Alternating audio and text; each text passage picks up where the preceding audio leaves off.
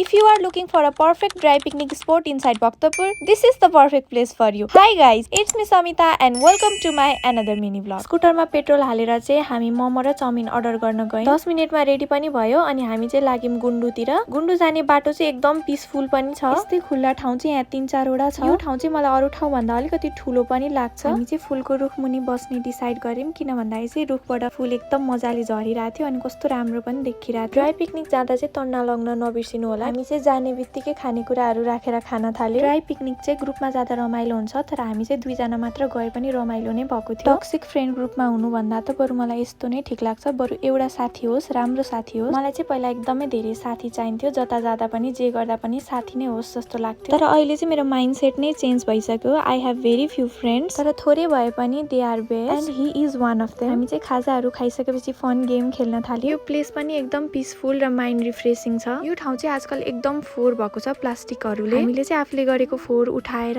स्कुटीमा लगेर राख्यौं। जो पनि यो ठाउँ जानुहुन्छ आफूले गरेको फोहोर चाहिँ आफै फर्काएर लिएर जानु होला किनभने केही वर्ष अगाडि यो यति सफा ठाउँ थियो तर अहिले चाहिँ जताततै प्लास्टिक बाहेक केही पनि देखिँदैन। यो ठाउँको नाम चाहिँ गुन्डु चौर हो। हजुरले गुगलमा सर्च गरेर जान सक्नुहुन्छ। आजलाई यति नै। Bye guys.